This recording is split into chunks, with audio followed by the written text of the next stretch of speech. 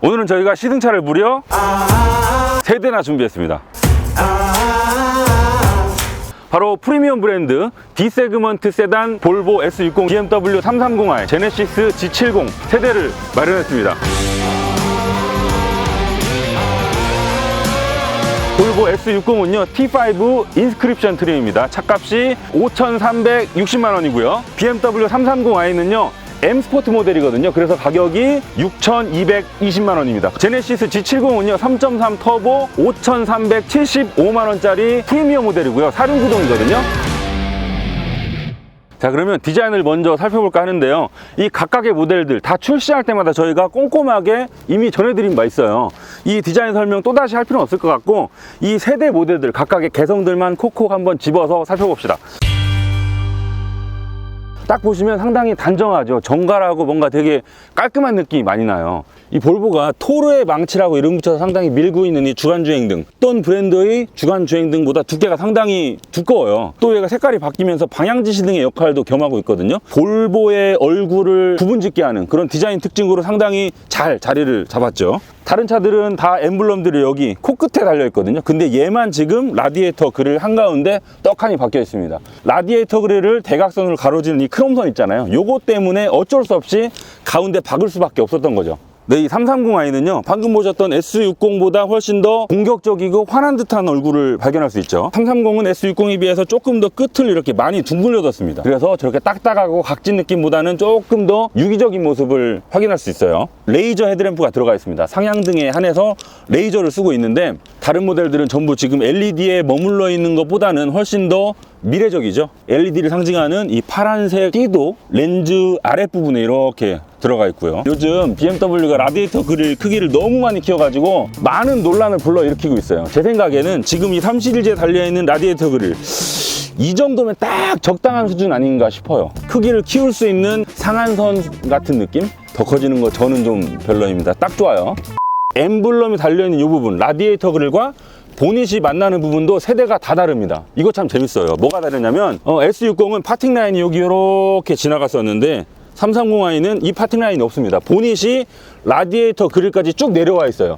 이게 요즘 보행자 안전 관련 그 규정이 상당히 까다로워졌기 때문에 사람이 이렇게 치웠을 때 여기가 충분히 찌그러지면서 충격을 흡수해줘야 되는데, 이 철판이 여기까지 내려오면 저렇게 만들었을 때보다, 그러니까 플라스틱 여기까지 올라왔을 때보다 조금 더 이 부분에 신경을 많이 써야 된다고 합니다. G70은 전에 보여드렸던 두 대랑 또 다른 방식의 파팅 라인을 연출하고 있습니다. 이 엔진룸만 딱 오려서 이렇게 지나가거든요. 라디에이터 그릴이라고도 붙지 않고요. 이렇게 사소한 부분이지만 다 다른 것도 상당히 재밌죠. 순서대로 보면 점점점 화려해집니다. 쟤는 되게 딱딱하고 각졌었는데 330이는 딱 중간이었었고, G70에 이르러서는 가장 곡선도 많이 들어가고 가장 화려해졌어요. 이 라디에이터 그릴만 보시더라도 앞선 두 대는 되게 단순하게 그냥 수직형 패턴을 집어넣었던 것과 달리 G70은 이 격자 무늬를 집어넣어서 한눈에 봤을 때도 훨씬 더 화려하고요. 디테일이 살아있고 블링블링 하거든요. 아기자기한 멋을 상당히 추구했다는 느낌이 들어요. 지금 현재 제네시스에서 가장 최근에 나온 모델 G90를 보시면, G90의 라디에이터 그릴이 정말 방패처럼 아래쪽이 뾰족하게 생겼잖아요. 얘도 마치 G90 예고편처럼 미리 발견할 수 있는데, 이렇게 아래쪽에 뾰족한 라디에이터 그릴은 예전에 제네시스가 에센시아라는 컨셉카를 발표했었는데 그 모델에 여실히 드러나 있습니다. 방금 보여드렸던 두 대의 헤드램프가 무슨 테트리스 끼워 맞추듯이 이 차체 조각을 딱 낮춰 붙이는 그런 느낌이었었다면, 얘는 상당히 둥글둥글하고요. 눈동자도 되게 노골적으로 딱 박혀 있고요. 생명체의 눈 같지 않습니까?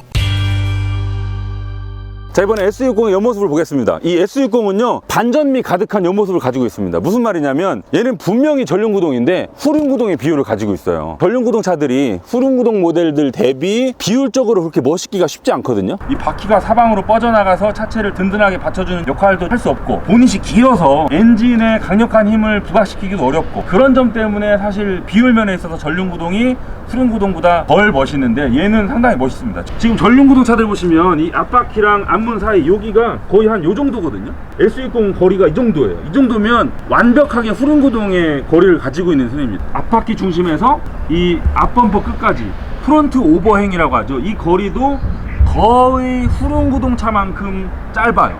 그렇다 보니까 보닛은 길어질 수 있는 거고, 전체적으로 봤을 때 훨씬 더 스포티한 느낌을 자아낼 수 있죠. 이건 다 S60의 형이라고 볼 수 있는 S90, S90의 SPA 플랫폼을 그대로 물려받았기 때문입니다.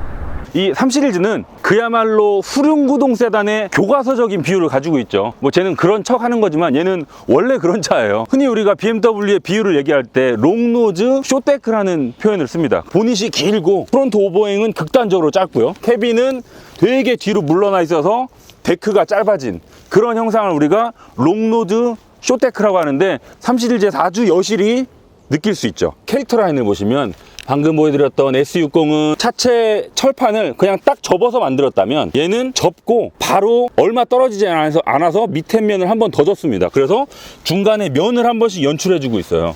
여기도 그렇죠. 또 앞으로 쭉 가보시면 여기도 선과 선 사이에 면을 한번 연출해주고 있죠. 트렁크 끝자락 부분도 선과 선을 접어서 중간에 면을 한 번씩 만들어주고 있습니다. 그러니까 면이 살아있고 단단하면서 되게 볼드한 느낌을 줍니다. BMW의 디자인 중에 대표적으로 또 꼽을 수 있는 게 바로 이 C필러를 상징하는 호프마이스터 킹크가 있죠. 이 3 시리즈가 등장하면서 호프마이스터 킹크의 모양이 조금 바뀌었어요. 그동안 우리가 알고 있던 그 호프마이스터 킹크의 꺾임과 좀 달라졌거든요. 그래서 많은 분들이 차라리 옛날 게 낫다 뭐 이런 의견을 주시는 분들도 많았고요. 조금 뭐 호불호가 갈리고 있긴 합니다. 그리고 또 특징이 뭐냐면 이 문을 열었을 때 이 뒷유리 있잖아요. 쿼터글라스가 유리로 끝납니다. 보통 이렇게 프레임이 유리를 감싸고 끝나곤 했었는데 얘는 지금 유리로 끝나고 있어요. 근데 공교롭게도 방금 보여드렸던 S60도 똑같은 처리를 하고 있습니다. 요건 이 창문 디에로라고 하죠. 데일라이트 오프닝. 이 창문 그래픽을 조금이라도 요만큼이라도 연장하기 위한 일종의 트릭이라고 보실 수도 있어요.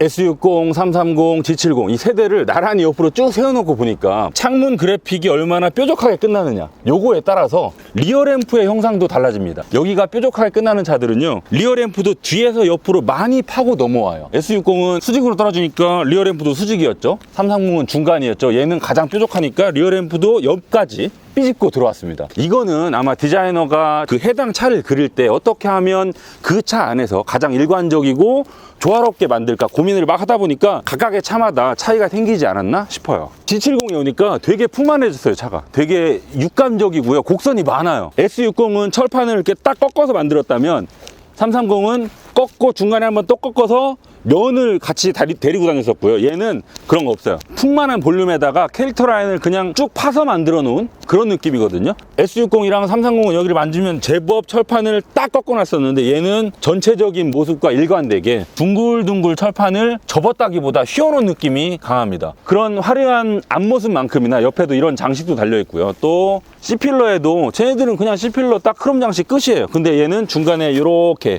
홈까지 파두어서 오밀조밀한 데까지 신경을 쓴 느낌이 납니다.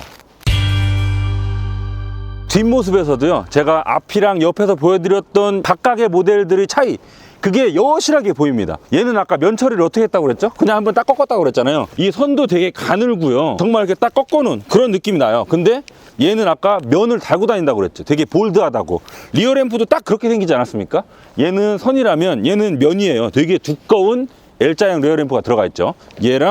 얘는 엠블럼이 박혀 있고요. 볼보만 이 로고 타입이 들어가 있습니다. 이건 아마 이 볼보의 스펠링 개수도 그렇고요. 로고 타입의 디자인 특성도 그렇고요. 아마 이게 가장 잘 어울리지 않았을까 싶어요. 머플러 뒷도 사각에서 원형을 거쳐 저렇게 타원으로 점점점 변해가는 게 이 차가 어느 쪽을 지향했는지 부속 하나하나마다 다 신경 써서 박아놓은 걸 발견할 수 있어요. S60과 330은 미등, 제동등, 깜빡이, 후진등 모든 전구류를 다 LED로 박아놨어요. 근데 제네시스는요 프리미엄 브랜드잖아요. 근데 아직까지도 방향지시등과 후진등이 전구 방식입니다. 아주 최근에 나온 모델들은 LED로 바꾸는 추세니까 얘도 연식 변경 때 아마 LED로 바뀌지 않을까 싶어요. 자, 저희가 이제 트렁크를 보려고 하는데 찍는 사이에 확 어두워져 버렸어요. 지금 보시는 와중에 노이즈가 좀 자글자글 하더라도 넓은 마음으로 양해 부탁드립니다. S60부터 볼게요. S60 트렁크 뭐 깔끔해요. 별거 없는데 고리가 2개 달려 있고요. 파워 아울렛은 없는 듯 하네요. 잠시만요. 아, 여기 있다. 파워 아울렛 하나 있고요. 얘도 쪽 상단 커버 그냥 철판 드러나 있는 상태고요. 그리고 2열 등받이는 접을 수 없게 되어 있습니다. 조금 아쉽게도 전동식 트렁크는 아니에요. 요걸 누르고 닫으시면 차가 잠기는 겁니다. 그냥 집에 가시면 돼요. 트렁크를 여시면 얘도 뭐 안쪽에 깔끔하게 정리되어 있는 건 내나 마찬가지고요. 똑같이 상단 커버는 없습니다. 철판이 드러나 있고요. 고리는 하나밖에 없습니다. 아까 S60은 양쪽에 2개 달려 있었는데 얘는 하나 있고요. 또 파워 아울렛이 이쪽에 마찬가지로 오른쪽에 마련이 되어 있네요. 여기 이렇게 다른 차에는 없는데 얘만 이 레버를 통해서 등받이를 접으실 수가 있어요. 이렇게 4대 2대 4로 폴딩이 가능합니다. 그리고 얘도 아쉽지만 전동식 트렁크는 아닌데요. 대신 뭐냐면 이게 안쪽에 손잡이가 여기서부터 여기까지 쭉 달려 있습니다. 보통 이게 아예 없는 차들도 많고요. 혹은 한쪽에만 달려 있는 차들도 있거든요. 근데 얘는 여기서부터 여기까지. 이게 별거 아닌 것 같지만 내가 짐을 꺼내고 나서 문 닫을 때 이쪽에 서 있을 수도 있고 저쪽에 서 있을 수도 있잖아요. 이렇게 길게 파놓은 거 칭찬해요. 자, 이번에는 G70의 트렁크.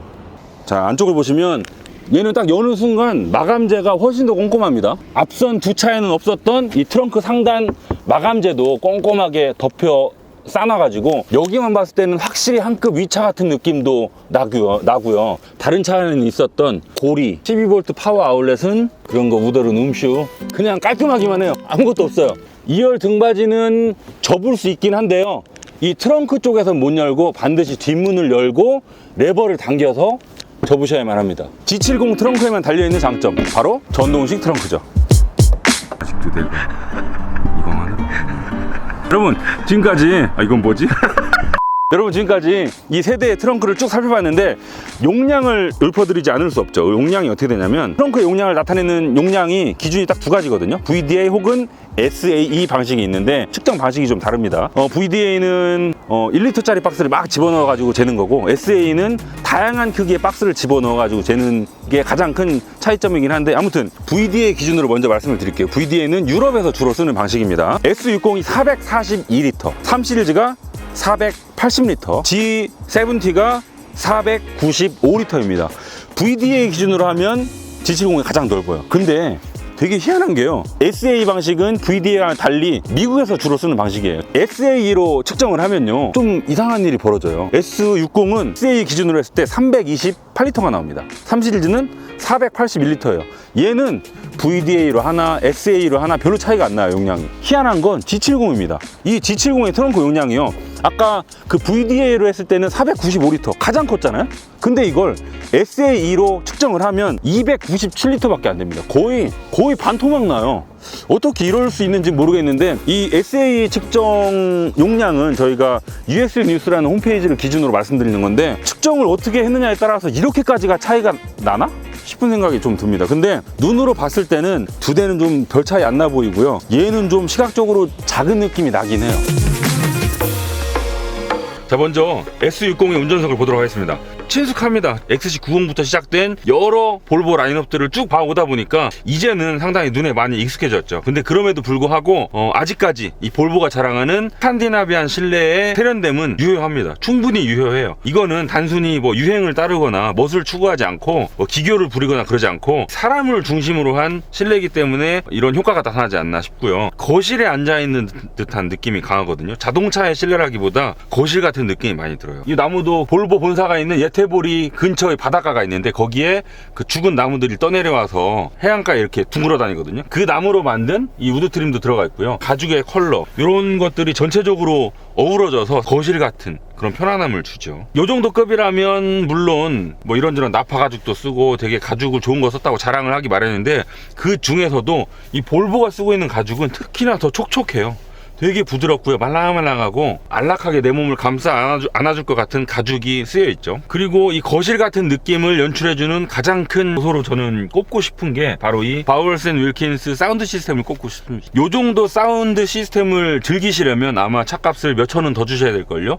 라고 자랑을 하기도 했고요. 지인분들 중에 나는 스피커 때문에 볼보를 골랐다 라고 하시는 분들도 계셨는데, 이런 말들이 다 허풍이 아님을 실제로 소리를 들어보면 느낄 수 있습니다. 알루미늄을 깎아서 만든 스피커 그릴 안쪽으로 보이는 저 케블러 미드레인지 있죠. 이런 것도 바우얼스 앤 윌킨스 스피커만의 특징이기도 하고요. 몇 개 조금 개선해야 될 부분도 보이긴 해요. 뭐냐면 이 9인치 센터 디스플레이, XC90에 처음 달려나왔던 요 모듈이 처음에 나왔을 때까지만 해도 크기도 그렇고 세로 포맷도 그렇고 상당히 신선했습니다. 근데 지금 몇 년이 지난 이 시대에 와서는 요게 조금 이제 작아 보이기 시작했어요. 머지않아서 요거 크기를 조금 키워야 되지 않을까 싶은 생각이 이제 들기 시작하죠. 기어노브도 요즘 나오는 차들은 다 전자식 레버를 쓰거든요. 볼보는 아직까지도 이렇게 PRNT를 드드드득 왔다 갔다 해야 되는 기계식 방식을 쓰고 있습니다. 아직은 괜찮지만 머지않아 업데이트를 해야 될 것 같은 느낌이 들어요. 인테리어야말로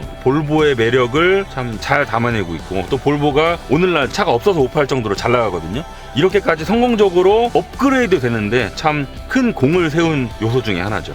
자, 이번엔 3시리즈의 운전석에 앉아봤습니다. 딱 앉자마자 느껴지는 게, 아, 3시리즈구나. 되게 3시리즈다워요. 엄청나게 스포티합니다. 가장 스포티한 부분이 이 운전대. 운전대의 지름도 그렇게 크지 않고요. 무엇보다도 림의 두께가 손아귀에 꽉 들어옵니다. 정말. 그리고 가죽도 참 끈적끈적한, 손에 착 감기는 그런 가죽으로 마감을 했거든요. 이 운전대만 보더라도 3시리즈의 성격을 대변해주고 있는 것 같죠. 운전대 뒤에는 패들 시프트도 마련이 돼 있어서 S60의 시트는 참 편했어요. 가죽도 되게 부드럽고 되게 거실 소파 같은 그런 느낌이 있었는데, 3시리즈는요 좌우 날개가 몸을 꽉 조여주는 게, 물론 이 조여지는 정도는 버튼으로 조절이 가능합니다만, 가장 많이 조였을 때 아무리 왜소하신 분들이라도 스포티하게 운전을 할 수 있도록 정말 조여주는 폭이 큽니다. 그리고 이 볼륨감도 정말 빵빵하고요. 약간 세미 버킷 같은 그런 느낌이 날 정도로 제대로 지지해줄 것 같은 그런 느낌이 나죠. 이 3시리즈가요 나온 지 정말 얼마 안 된 따끈따끈한 모델이잖아요. 그래서 여기저기에서 최신 모델다운 느낌들이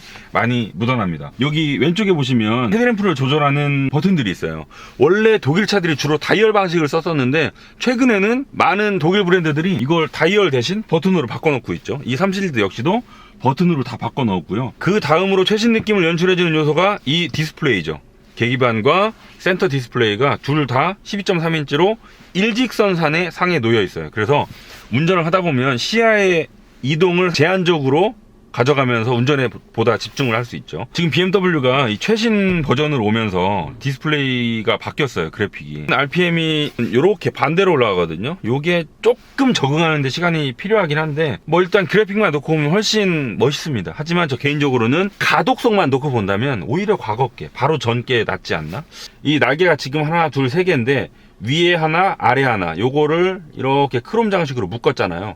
요런 것도 요즘 많은 브랜드들 사이에서 유행하고 있는 방식이에요. 근데 요것도 BMW가 아마 가장 처음 넣었나? 저는 이렇게 생긴 송풍구를 저는 BMW에서 처음 봤던 것 같아요. 달리는 것과 관련된 조작 버튼들을 한 곳에 다 몰았습니다. 장점이 뭐냐면, 내가 차에 딱 탔을 때 시동 걸고 뒤에 놓고 바로 출발할 수 있어요. 그리고 내가 목적지에 도착을 하면 파킹 누르고 바로 주차 브레이크 채울 수 있습니다. 파킹 누르고 또 여기 조작하고, 또는 시동 걸고 손을 내려서 뒤에 놓고, 이럴 필요 없이 이 안에서 다 해결이 가능해요. 훨씬 더 직관적으로 차를 운용을 할 수가 있죠. 상당히 발전된 모습이고요. 또 그 바로 옆에는 아이드라이브가 들어가 있는데, 이 아이드라이브도요, 처음에 7시리즈에 들어갔을 때는 욕을 정말 바가지로 쳐먹었던, 이건 저 개인적인 의견이긴 한데요, 오늘날에는 모든 브랜드를 통틀어서 이 내비게이션 디스플레이를 컨트롤하는, 인포테인먼트를 다루기에 가장 직관적이고 편한 방식이 바로 아이드라이브가 아닌가 싶습니다. 시동을 걸어놓고 정차 상태에서 문을 열면 도어 트림 안쪽 패널의 앰비언트 라이트가 빨간색으로 바뀌면서 깜빡깜빡 불이 들어옵니다. 그러니까 야간에 뒤에 오는 차로 하여금 지금 내가 문이 열렸다는 걸 훨씬 더 명확하게 전달할 수 있겠죠. 이런 데 보시면 되게 독특한 패턴이 들어가 있는데, 방금 보셨던 S60이었다면 이런 데를 거의 다 피아노 블랙으로 마감을 했을 거예요. 피아노 블랙이 딱 보면 멋있어요. 고급스럽고 좋은데, 단점이 먼지나 지문이 그대로 노출된다는 거, 단점이거든요. 독특한 패턴을 통해서 이렇게 아무리 만져도 때 묻거나 뭐 지문이 보이거나 그러지 않거든요. 그런 걸 좀 커버하지 않았나 싶고요. 근데 그럼에도 불구하고 이 패턴이 그렇게 고급스러워 보이진 않아요. 그냥 시트지 입힌 것 같기도 하고요. 그냥 뭐. 근데 또 S60에 들어갔던 드리프트 우드 트림보다는 조금 더 젊은 느낌이 나기도 하죠. 스피커 그릴 같은 경우에는 S60이 훨씬 더 한 3배 정도는 고급스럽게 마감을 한 걸 보실 수 있고요. 자, 이번에는 제네시스 G70 3.3 터보 실내에 들어왔습니다. 앉자마자 S60이나 330보다는 한 단계 위급이란 느낌이 들어요. 지금 가죽이 쓰인 면적도 세대 중에 가장 넓은 것 같고요. 여기는 가죽은 아니고, 바늘단만 들어갔구나. 가죽에 쓰인 면적도 가장 많고요. 천장이 스웨이드라는 것만으로도 조금 더 비싼 느낌이 잘 살아나고요. 밖에서 봤을 때 이 G70이 가장 화려했었잖아요. 실내에서도 세대 중에 제일 화려합니다. 이런 데도 검정색 가죽에 빨간 스티치가 들어가 있고요. 시트랑 도어 트림 안쪽에 보면 이 퀼팅 처리된 거 보세요. 검정색 가죽에 빨간색으로 이렇게 막 격자무늬로 꼬매놔서 되게, 사실 요즘이니까 이 제네시스에서 쓰는 거지, 예전에는 정말 벤틀리나 훨씬 몸값이 비싼 차들에서나 보던 그런 처리들이거든요. 실내 소재나 고급감 면에서는 흠잡을 부분이 없습니다. 한 몇백 혹은 한 1000만 원 정도는 더 비싼 차 같아요. 딱 타면. 운전자 위주로 설정이 되어 있다는 게 느껴집니다. 내가 이렇게 딱 앉으면 이렇게 운전자를 감싸고 돌아가는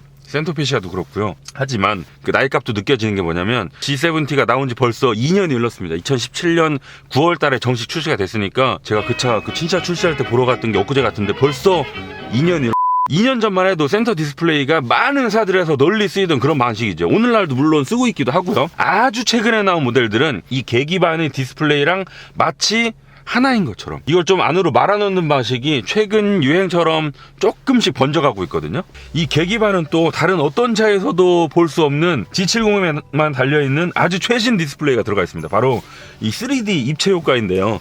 사람 눈이 왼쪽이랑 오른쪽이랑 위치가 다르잖아요. 시점의 차이를 이용해서 3D 효과를 안경 없이도 연출해주는 기술이거든요.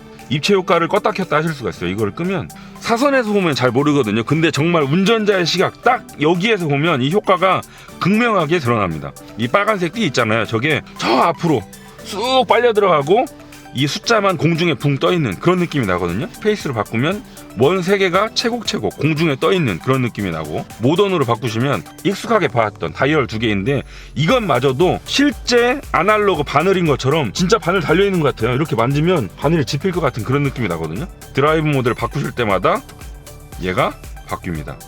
컴포트, 스포츠가 엣지죠. 그 다음에 커스텀으로 하면 스페이스 형식으로 바뀌고요. 조금 이것도 나이값이 느껴지는 부분인데, 이 아래쪽에 되게 두꺼운 플라스틱에 이 하이패스를 위한 버튼들이 달려있잖아요. S60은 그냥 거울만 달려있었고 330은 아주 얇은 플라스틱 테두리가 들어가 있었어요. 스티어링 휠도 330처럼 두껍진 않지만 스포츠 드라이빙을 하는데 전혀 부족함 없는 가죽과 림 크기를 가지고 있습니다. 패들 시프트도 물론 달려있고요. 가장 많은 분들이 궁금해할, 세단이라면 2열 공간 상당히 중요하잖아요. S60 지금 운전석은 173인 제 몸에 딱 맞춘 상태고요. 제가 좀 당겨 앉는 편입니다. 그걸 감안하시면 아마 그 정도는 아마 뒤로 더 오실 가능성이 높아요. 제가 엉덩이를 뒤로 딱 붙였을 때 주먹이 2개 정도 들어간다고 보시면 될 것 같고요. 일반적으로 머리 공간은 눕힌 주먹이 빠듯하게 들어가네요. 세대 중에서 휠베이스가 가장 깁니다. 그런 것도 아마 2열 무릎 공간을 연출하는데 분명 도움이 됐겠죠. 밖에서 봤을 때도 정말 전형적인 3박스, 엔진룸, 캐빈, 트렁크 이렇게 전형적인 3박스의 형태를 하고 있기 때문에 머리 공간도 괜찮아요.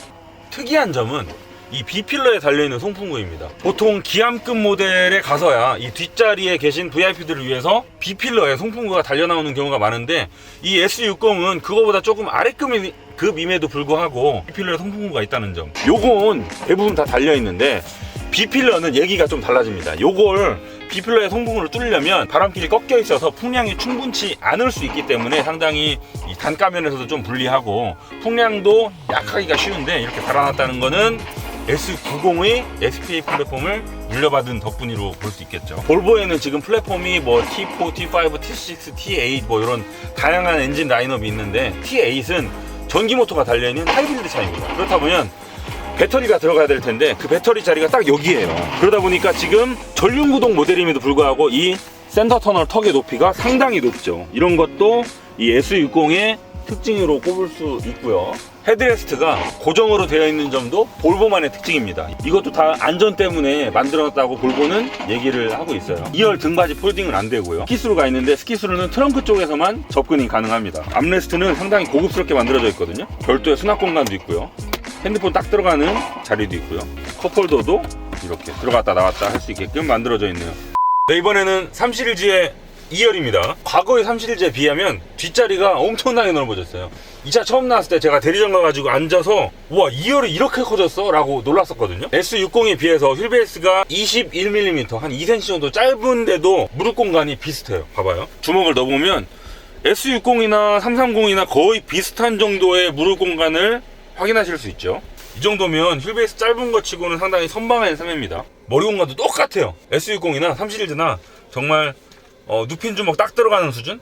그래서 이렇게 앉았을 때 공간에 있어서만큼은 S60이나 3 시리즈나 별 차이 없다는 거. 이 BMW는 표면 처리가 상당히 거칠거칠하고 이렇게 눌러보시면 쿠션도 꽤 딱딱하고요. 가죽도 좀 두꺼운 느낌이 나요. 이건 비단 3 시리즈뿐만이 아니고 BMW는 옛날부터 과거부터 이런 가죽을 썼습니다. 얘는 S60에 있던 B필러 송풍구는 없고요. 없는 게 원래 보통입니다. 뒷자리에 앉은 승객만 따로 온도를 조절할 수 있는 부분도 있습니다. 요거는 S60에도 인스크립션 트림이 한해서 달려 나오고 있고요. 차이점이 뭐냐면 USB 포트인데요. USB 포트가 S60은 좀 인색해요. 앞쪽에만 있고 뒤에는 없었거든요. 아예. 그리고 앞쪽에도 타입 A만 들어가 있었습니다. 근데 이 3 시리즈는 비교적 조금 더 나중에 나오기도 했지만 타입 C를 2개나 넣어줬다는 점, 이런 것도 상당히 저는 마음에 드는 부분입니다. 핸드폰 충전 어떻게 하냐고 조금 불만을 얘기하시는 분들도 있는데, 여러분들 차를 사시면 뭐 1, 2개월 타시는 거 아니잖아요. 짧게는 3년, 뭐 5년 이렇게 타시는데 불과 1, 2년만 지나도 타입C가 지금보다는 훨씬 더 많이 보급될 거거든요. 그리고 또 이런 부분은 케이블 하나만 사면 해결되는 부분이라서 자동차처럼 오래 쓰는 물건은 빨리빨리 이렇게 미래 규격을 적용시켜주는 게 훨씬 더 낫지 않나, 이런 입장입니다. 3 시리즈는 후륜구동 모델이잖아요. 그래서 드라이브 샤프트를 위한 이 센터 턴을 이렇게 높게 튀어나와 있습니다. 암레스는 별게 없네요. 그냥 컵홀더 달아놓고 끝. 아까 S60은 여기 튀어나오게 돼 있고 별도의 수납 공간도 있고 여기 홈도 파놓고 여러 가지가 있었는데, 얘는 그냥 컵홀더 달려 있고 끝입니다. 그리고 스키스루는 없어요. 근데 스키스루 없다고 불만을 가지실 필요가 없는 게, 3 시리즈는 시트를 접으실 수 있거든요. 트렁크 쪽에서. 다시 할까? 이 헤드레스트도 S60은 다 고정식이었잖아요. 근데 3 시리즈는 BMW답게 여기 버튼을 누르시면 딸깍하고 접혀지는 이런 방식을 취하고 있는 것도 재밌습니다. 제가 왜 웃냐면 이 2열 공간이 좁아서 정말 좁긴 좁네요. 엉덩이를 뒤에 딱 붙이고 1열 시트는 제 몸에 맞춰놨습니다. 주먹 두 개가 정말 빠듯하게 들어가요. 빡빡이에요. 앞선 두 차는 주먹 두 개 넣고 나서도 정도의 차이는 있지만 조금씩 여유가 있었거든요. 한 요 정도. 주먹 두 개를 넣으면 주먹이 찌그러져요. 이렇게.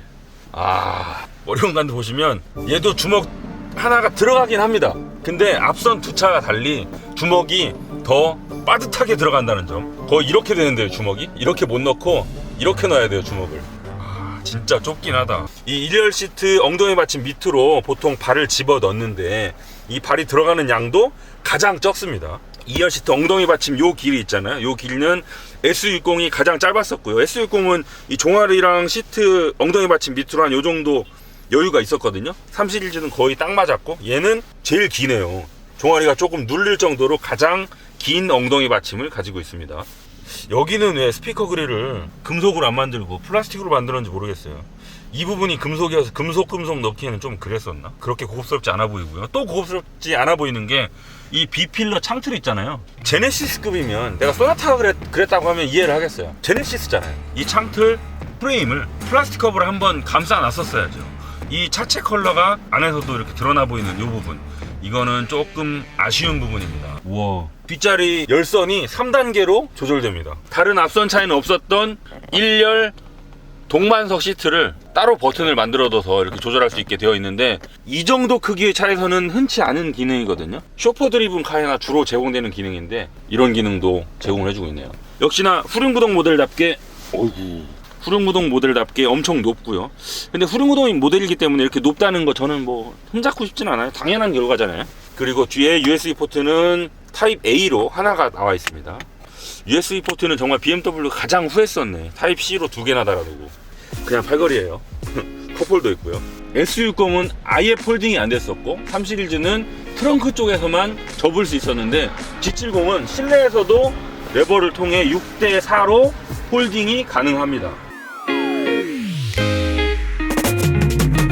지금까지 저희가 세대의 실내외를 쭉 훑어봤습니다. 길이랑 휠베이스는 볼보 S60이 가장 길고요. 너비는 S60이랑 G70이 1850mm로 동일하게 가장 넓습니다. 휠베이스는 지금 이 G70이 세대 중에 제일 짧아요. 그래서 이렇게 좁은가 싶기도 하고, 저희가 세대를 쭉 보니까 동일한 가격의 덩치, 같은 장르임에도 불구하고 세대가 각각의 개성이 아주 세고요. 이렇게까지 다를 수 있구나. 싶어서 참 재밌었습니다. 결론을 내리자면 이 디자인만 놓고 봤을 때 S60은 가전제품이나 가구 같고요. 330i는 체대 다니고 있는 스포츠머리 남학생 같아요. G70은 운동하는 여성 피트니스 선수 같은 느낌? 자, 그럼 이제는 주행 성능을 한번 비교해 보도록 하겠습니다.